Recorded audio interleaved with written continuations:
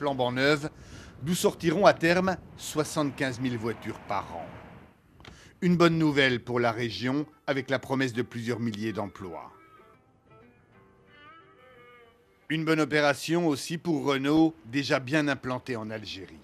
Ça va encore renforcer les liens qui existent, les liens historiques, je dirais, entre Renault et l'Algérie, puisque c'est pour le groupe Renault l'un des principaux marchés mondiaux. Nous sommes aujourd'hui leader du marché, leader incontesté, à peu près 27% de part de marché, avec les deux marques, depuis plusieurs années maintenant, ce qui représente un peu plus de 110 000 ventes, ce qui en fait le 6e marché de Renault au monde.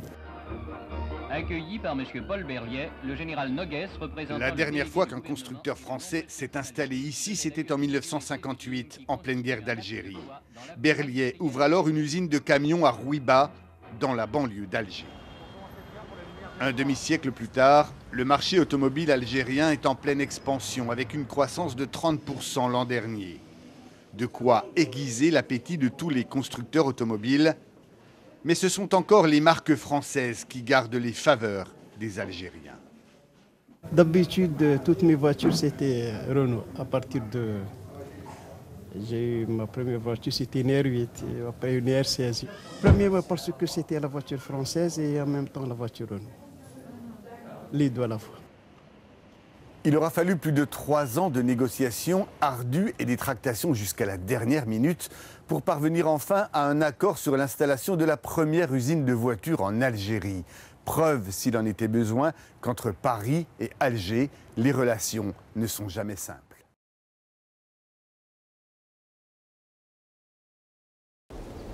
Jusqu'où faut-il être prêt à faire des concessions pour attirer les usines sur le sol algérien? C'est la question que posent les nouvelles révélations qui touchent l'usine Renault d'Oran.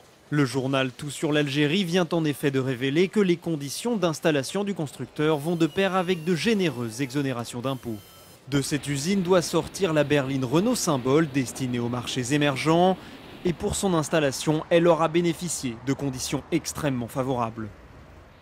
Pendant 10 ans, le constructeur bénéficiera en effet d'une exonération de l'impôt sur les bénéfices ou IBS, d'une exonération totale de la taxe sur l'activité professionnelle.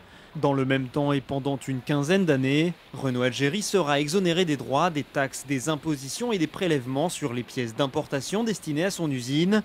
L'entreprise n'aura pas non plus à payer 90% de sa redevance annuelle. Mais Renault bénéficie aussi d'autres avantages très importants, notamment une garantie du rapatriement des dividendes, une application automatique de toute modification du droit algérien qui lui serait favorable. Et enfin, le constructeur a obtenu une exclusivité de 3 ans sur le sol algérien. Aucun de ses concurrents ne pourra, durant cette période, y construire une autre usine. Un régime particulièrement favorable pour le constructeur français qui ajoute un épisode de plus au feuilleton de Renault en Algérie.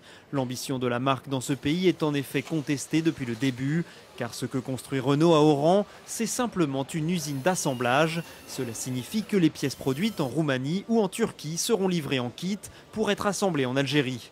Résultat, l'investissement est bien moindre que dans le cas d'une usine de fabrication. Renault va donc mettre 10 millions d'euros de fonds propres au total dans son usine d'Oran, un investissement bien faible aux yeux des Algériens. D'autant qu'en termes d'emploi, la moisson est là encore décevante. 350 postes seulement seront à pourvoir lors de l'ouverture de l'usine, un chiffre qui pourrait néanmoins augmenter jusqu'à 2500 avec la montée en cadence prévue de la production. Un chiffre à comparer avec les 6000 employés de l'usine de Bursa en Turquie. Pour beaucoup d'observateurs, ces promesses ne sont pas au niveau des avantages obtenus et la bienveillance du gouvernement algérien étonne. D'autant que Renault Algérie, comme toutes les autres entreprises étrangères, s'est pliée à la règle du 49-51. Elle est donc possédée en majorité par les pouvoirs publics algériens.